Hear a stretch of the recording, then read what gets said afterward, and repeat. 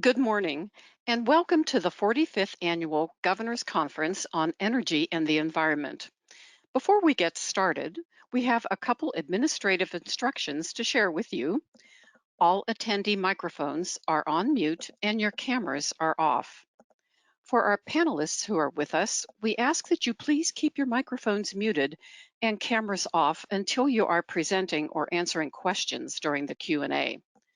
Attendees may use the question and answer panel located on the right side of your screen to interact with the speakers.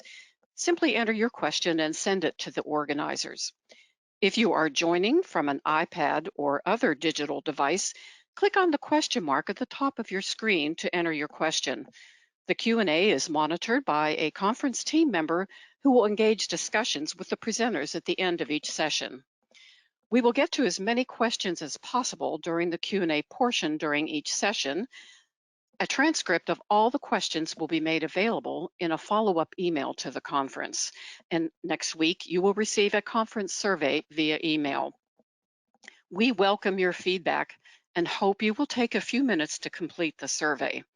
Today's conference is being recorded, and all of the presentations and resource materials will be posted on the Kentucky Energy and Environment Cabinet Governor's Conference website after the event. Today, you will hear from Kentucky Governor Andy Beshear and Energy and Environment Cabinet Secretary Rebecca Goodman discuss economic and environmental priorities and cabinet initiatives. Sessions will cover the Cabinet's upcoming legislative agenda, emerging industries and opportunities in Kentucky's energy sector. You will also hear how the Cabinet is helping the Commonwealth achieve job growth while preserving Kentucky's land and natural resources. We hope you enjoy today's conference and gain new insights from all of our sessions. However, before we get started, we have a poll question that we would like to ask you. We are interested in learning something about you. If you don't mind, just take a few minutes and let us know from where in the state or from where you are attending the conference. Just click on one of the answers or one of the bullets on your screen, and we will get an idea from where our attendees are living.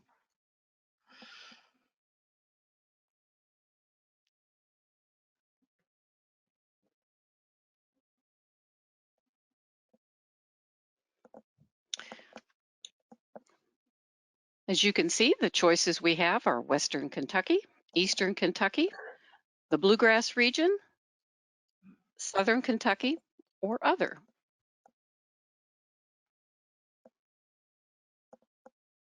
We will have 10 more seconds of voting.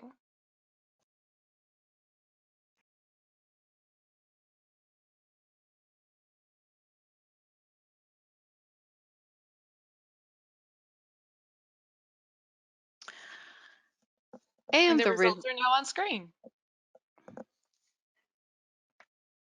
And it looks like the majority of our attendees are from, let's see, Lindsay, Eastern Kentucky.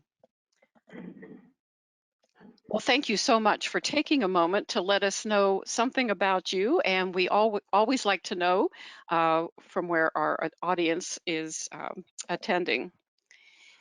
Now, it is my privilege to introduce Rebecca Goodman, Secretary of the Energy and Environment Cabinet. Secretary Goodman was appointed as the state's top environmental officer in December 2019 by Governor Andy Beshear. She has spent more than 4 decades in service to the Commonwealth, serving most recently in the Office of the Attorney General. Please welcome Secretary Goodman. Thank you, Eileen. I'd like to welcome everyone to the 45th Governor's Conference on Energy and the Environment. We're expecting a large crowd of several hundred to be joining us over the next couple of days. And I want to thank all of you who are joining us and all of you who have agreed to present at this conference as well. A lot has changed since we were together last year at this time. I'm excited to be able to share some of what we've accomplished, what we're doing to make a better future for all Kentuckians.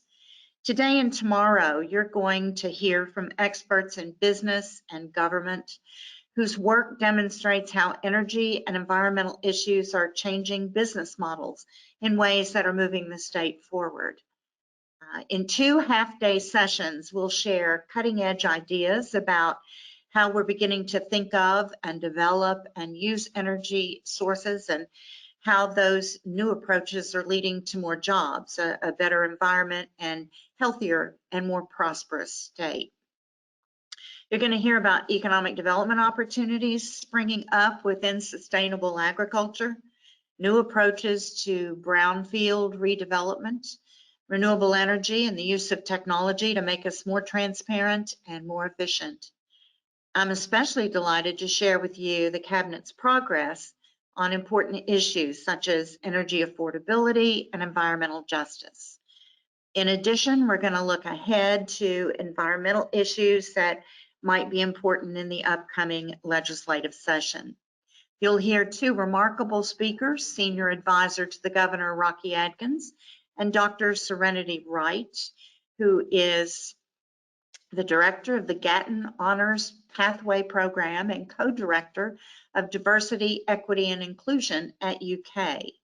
But more importantly, in a few minutes, you're going to hear from the Governor, Andy Beshear, whose strong leadership has guided the Commonwealth through the COVID-19 pandemic, and whose vision has created the greatest surge of new jobs and economic vitality that this state has seen in many, many years. I'm sure you will all want to pay close attention as this morning Governor Beshear will announce Kentucky's new energy strategy, Kentucky E3. It's the convergence of energy, environment, and economic development, and I'm sure you don't want to miss it. I'm grateful and honored to lead this Energy and Environment Cabinet of 1,300 employees. I can't say enough about the many talented people who have done such a great job this year under very difficult circumstances. We've asked these public servants to stretch and grow, and they've responded. While it's hard to imagine anyone saying that any arm of state government is cutting edge, we may be coming close, whether it's in the use of our drone technology or GIS interactive maps that take the guesswork out of locating new solar sites. One of the things we did this year was to redefine what we do at the Energy and Environment Cabinet, aligning more closely with Governor Beshear's goal of improving the quality of life for all Kentuckians. We examined our prior mission statement and revised it to give more emphasis to environmental justice, public transparency, and to emphasize that we're a catalyst that empowers people and businesses to find innovative solutions to complex problems for a better Kentucky. We do this so that every Kentuckian has an opportunity to realize their greatest potential. This is supported by our actions that address our energy, environmental, and natural resource needs without compromising the ability of our future generations to meet their needs. Our mission means achieving and maintaining healthy and acceptable air quality, and managing, protecting, and enhancing the quality and quantity of the Commonwealth's water resources to ensure reliable, safe drinking water and robust recreational opportunities. It means developing and implementing fair, equitable, and effective waste management programs, promoting responsible environmental stewardship, and encouraging the use of native species and preservation of Kentucky's natural heritage. It also means reclaiming and restoring land and water resources affected by mining activities while protecting the health and safety of miners. It means conserving and protecting oil and natural gas reserves and providing soil and water conservation programs to the Commonwealth. It means protecting and enhancing our forest resources and managing the natural areas for sustainable, passive recreation and long-term biological integrity. As we find ourselves in an alarming period of climate change, we need to be looking at energy use and development in new ways. We need to partner on cost-effective and credible energy programming and services and expand our current energy markets and develop new opportunities for Kentucky. We need to promote responsible energy policies that provide not just efficient, reliable, and sustainable energy solutions, but affordable solutions as well. And as we've seen too often in the past, in Kentucky, that means enhancing energy resiliency and security. Our pledge, in keeping with Governor Beshear's focus on increasing economic opportunities for all Kentucky families, is that we do all of this while being responsible stewards and assisting those who create good paying jobs across the Commonwealth. You're going to hear many of these themes in our sessions today and tomorrow. Later this morning, Directors Paulette Akers, Brandon Howard, and Sonny Carr, our newest Executive Director of the Office of Kentucky Nature Preserves, will talk about how the Cabinet supports Kentucky's amazing and diverse environment. You'll hear how we restore and maintain our state's rarest plant communities and manage the state's 42 nature preserves, or how forestry personnel keep one of our most valuable resources, the state's timber acreage, healthy, and how we're working with the farming community through better permitting, better environmental guidance, and better collaboration to help them find innovative and energy-efficient ways to increase food production. The national media is starting to catch on to Kentucky's impressive agri-tech initiative, where technology meets food production. With its abundant farmland, rapidly expanding food and beverage industry, first-class logistics services, and strong support for innovation, this state, under Governor Beshear's leadership, is pushing to the forefront of industry leadership. What it has accomplished already is impressive. A year ago, AppHarvest opens its flagship high-tech indoor farm in Moorhead, Kentucky, and in January began shipping its first harvest of fresh tomatoes to national retail grocers throughout the eastern United States. In addition to its flagship farm, which is expected to generate over 300 jobs in the years ahead, AppHarvest has since broken ground on 2 more high-tech controlled environmental facilities, both in Madison County. Danimer Scientific, a bioplastics manufacturer, has made Winchester the site of the world's first PHA production plant. PHA polymers are instrumental to Danimer's mission of developing and producing completely biodegradable materials to help reduce plastic waste throughout the world. EnviroFlight, a producer of black soldier fly larvae for animal and plant nutrition, has expanded with Maysville production facility with an emphasis on reducing its environmental impact and the cost of developing a food supply. House Foods, a tofu producer, plans to construct a 350,000 square foot facility on 30 acres in southwest Louisville. The plant will use 100% US grown non-GMO soybeans and other food products to make tofu for customers throughout the US. The $146 million project stands to generate 109 full-time jobs for Kentuckians. Appalachia, led by a former coal operator, has broken ground on a high-tech orchard upon which they'll grow 120,000 apple trees on 60 acres of former mine land. There are other business trends that are fast making Kentucky a place to notice. Experts such as Vanessa Chan from the U.S. Department of Energy, Matt Fry of the Great Plains Institute, Kevin Self, the Senior Vice President of Schneider Electric, and Frank Wolak, President of the Fuel Cell and Hydrogen Energy Association, will give insights this morning into emerging efforts in hydrogen, carbon capture, utilization and sequestration, and in energy management. This couldn't be more timely. As you know, Toyota Motor North America recently announced that it will begin making fuel cell modules for hydrogen trucks at its Georgetown plant in 2 years, putting Kentucky in an even stronger position to become a regional hydrogen hub for the Southeast.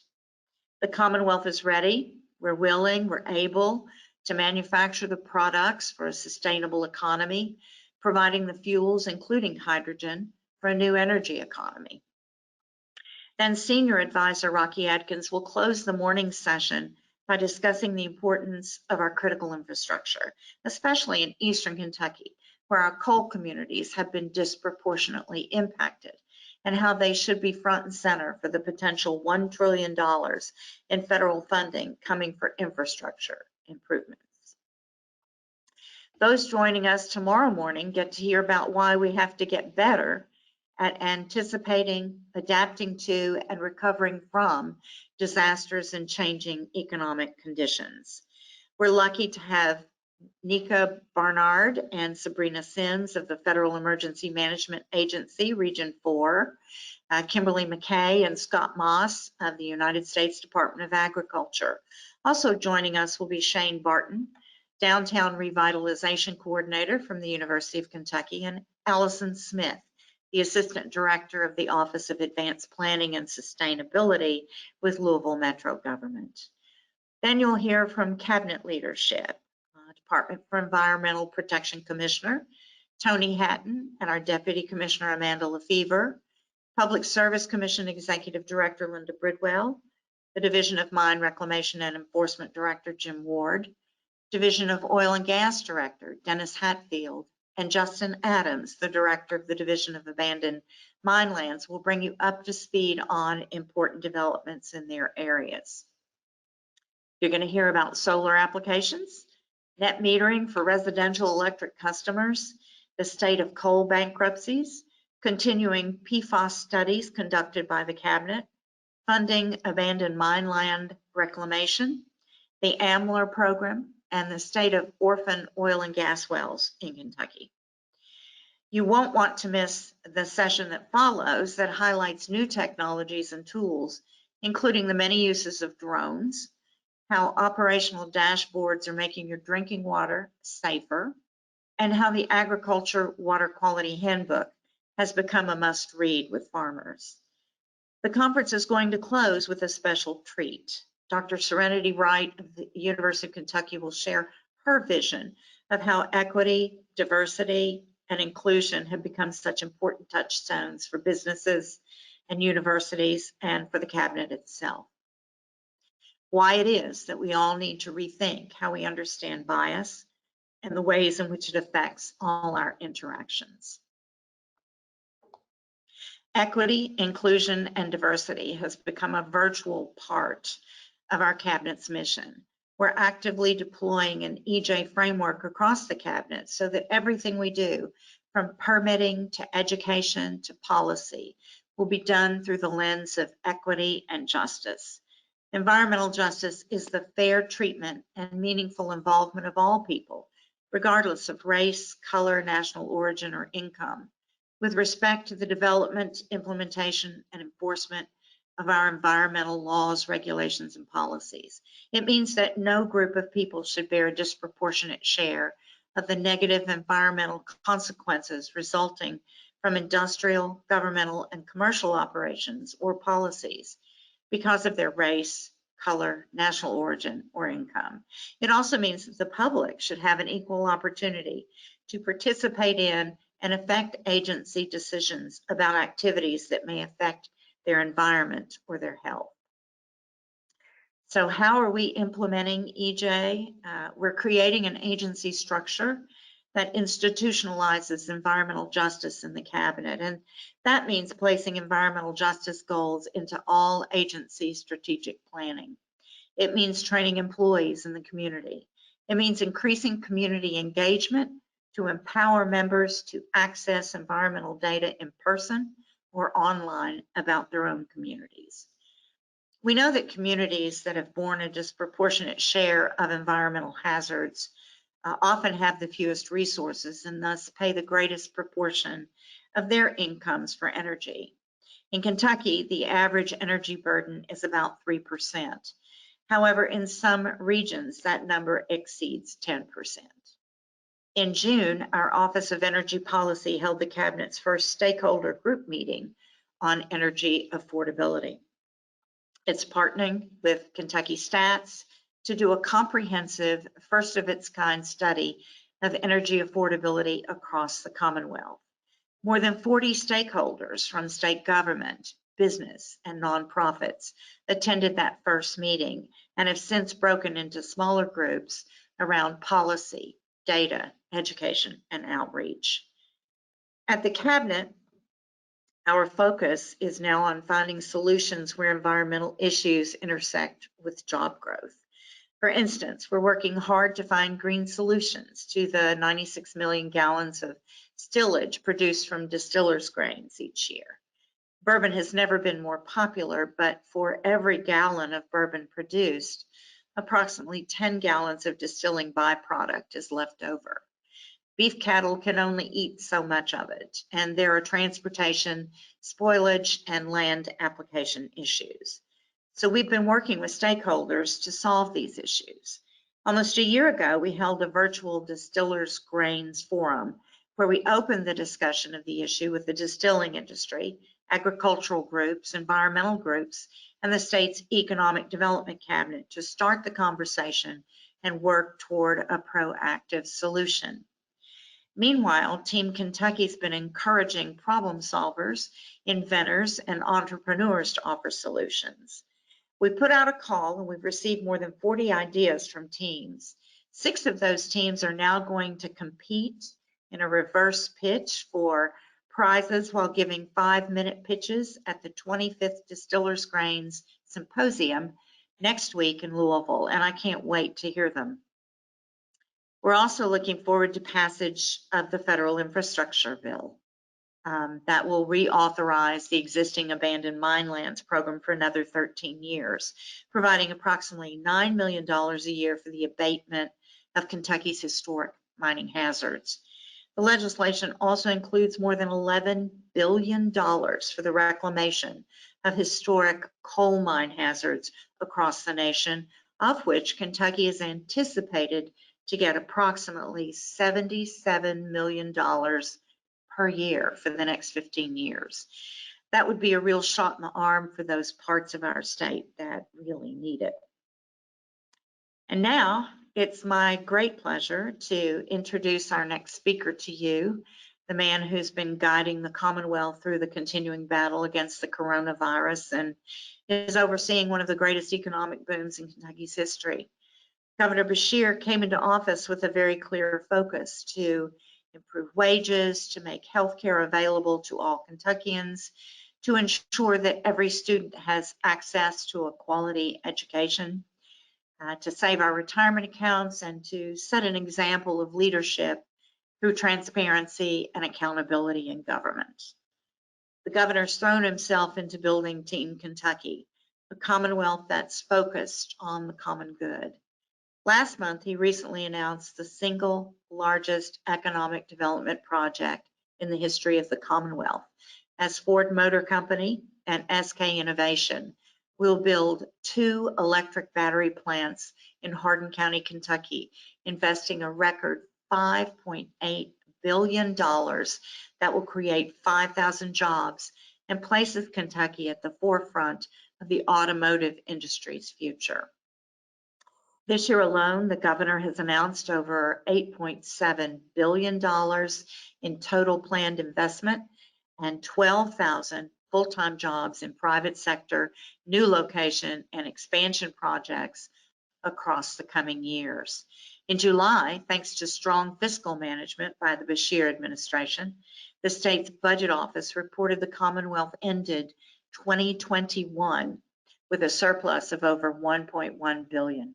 The highest ever in the Commonwealth, and a 10.9% increase in general fund receipts to $12.8 billion. Please help me welcome Governor Andy Beshear. Thank you, Secretary Goodman, and welcome everyone to the 45th Annual Governor's Conference on Energy and the Environment. We join together today at such a critical moment in our history. Despite the challenges of the global pandemic, Kentucky is poised to emerge as a leader in the post-COVID economy. We've seen transformational economic development investments in our state, each of which are creating high-quality, full-time jobs for our people. But in order to build on this momentum, we must continue to invest in our energy strategy, because energy, the environment, and economic development all go hand in hand with our efforts to build a better Kentucky. The new Economy, Energy, and Environment Initiative, what we're calling E3, is a strategy that creates the framework for building on our strengths as Kentuckians and forging new pathways for a future where we all succeed. The Commonwealth has and will remain an energy hub, powering the nation while manufacturing goods for the global marketplace. Here in Kentucky, we know horsepower, and it's about to be generated in a whole new way, thanks to the historic announcement we shared just weeks ago on the Capitol steps. That day, Ford and SK Innovation joined me to announce the single largest economic development project in the history of the Commonwealth. The companies will invest nearly $6 billion to create what we believe are the largest battery plants in the country right off I-65 in Hardin County. The investment is going to create 5,000 full-time jobs for Kentuckians, and let me tell you, these are good wage jobs too. The twin plants combined will create 86 gigawatt hours, making them what I believe will be the largest battery plants in the country. We are set to become an undisputed national leader in advanced auto manufacturing, and we're establishing a new automotive ecosystem right here. We will lead our nation. Better yet, we'll lead the entire world in the production of batteries to fuel electric vehicles. And we're already hearing from potential electric vehicle suppliers who are showing interest in coming to Kentucky and creating even more jobs. All eyes are on the Commonwealth, and we're just getting started. They see Team Kentucky is innovative and resilient, that our business and industry leaders are finding emerging opportunities to embrace our future. And a big part of that is because of our resources and our energy infrastructure. It spans fossil and renewable resources, over 42,000 miles of pipelines, gas storage areas, refineries, and petroleum terminals, more than 10,000 miles of electric transmission lines, and 56 operating power plant units. Kentucky connects north to south, east to west, and provides electricity and fuel to support our economy and that of the nation. We're also blessed with abundant water resources, reliable transportation, and a diverse landscape. These assets are what fuel our growing agritech industry, which is poised to make the Commonwealth the agritech capital of the world. Companies like AppHarvest, whose flagship high-tech farm in Moorhead is providing fresh, sustainable produce to the eastern United States. And now, the company is expanding to Richmond and Berea, while also investing in Kentucky's future by developing container farms at local schools. We also have Kentucky Fresh Harvest producing specialty tomatoes in another high-tech growing facility, and Appalachia in Martin County, which repurposed mine land to create new employment opportunities for displaced coal miners in the area. In just 18 months, our agriculture industry has seen exponential growth. We're set to lead the way in feeding not only our people, but all of America. And while energy and the environment play an outsized role in Kentucky's broader economy, they also affect all Kentuckians in our day-to-day lives. In this past year, we saw how the pandemic only increased those effects. Kentuckians on average spend 3% of their income on energy costs. For those who are most vulnerable, their energy burden can quadruple that amount. For those in extreme poverty, that burden can reach over 30%. Folks, that is too high. We must improve energy conservation and energy efficiency. Boosting the energy infrastructure helps safeguard the health of our citizens and protect our businesses. And that's what the Kentucky E3 plan sets out to do, through a collaborative effort to support sustainability, boost competitiveness, and spur job growth and innovation in local and regional economies. The plan was created with the goals of investing in local communities, providing valuable technical training and assessments, addressing energy and sustainability, and enabling economic growth. And these goals will help us to lead by example. We're working to ensure our manufacturing industry meets new energy supply chain needs, while also incentivizing sustainable business investments. We're engaging in regional and international partnerships to establish the Commonwealth as a hub for production, for transportation, for exports, and for industrial use. These efforts take advantage of our prime location, with about 65% of the nation's population just 1 day's drive from Kentucky. And we're also working to establish an electrical grid that can handle new generations of technologies, one that's flexible, affordable, reliable, and sustainable. Our new energy strategy is set to embrace change and improve our local communities and the outlook for the future. Look, as a dad to 2 young kids, I want to see my kids and yours grow up to see this great Commonwealth as a place of opportunity. We want to be a location for growth where our kids can be the innovators, the change makers, and the community stewards. And it's the partnerships that our Kentucky E3 is built on that will position this strategy for long-term success. From our 6 federal agencies to our manufacturers, agriculture, and workforce leaders, and of course, education and small business, we've built strong support at the local, regional, and national level. And we want to talk to you. Bring us your ideas. In fact, we will be taking Kentucky E3 on the road to communities to discuss ideas and feedback so we can make an impact that matters to those we serve. The E3 strategy will further build on efforts we've been seeing through since the last time we spoke at the 2020 conference. Efforts like the Abandoned Mine Land Program, which has benefited many Eastern Kentucky communities by creating more stable, good-paying jobs like the ones these projects provide. Since 2020, my administration recommended 11 projects in 10 Appalachian counties, totaling almost $25 million. These projects improve community water systems, provide job training, enable growth, and encourage tourism. This program revitalizes communities and creates long-term economic benefits. We've also helped transit agencies invest in cleaner public transportation methods. These efforts include the $8.5 million announced last year to replace about 170 buses and to support other efforts to expand reliable and sustainable transportation.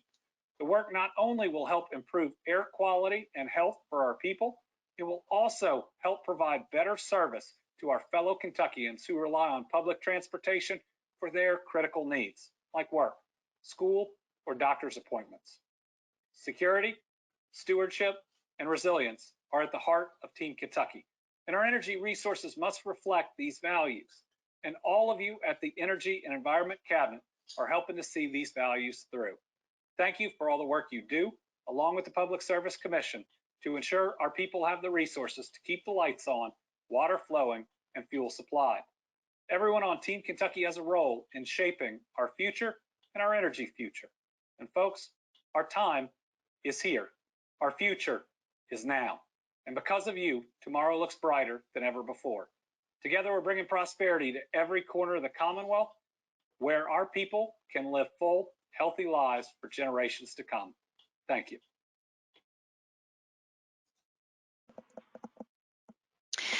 Thank you, Governor Beshear, for this exciting announcement for the Energy and Environment Cabinet. And as Secretary Goodman has shared, there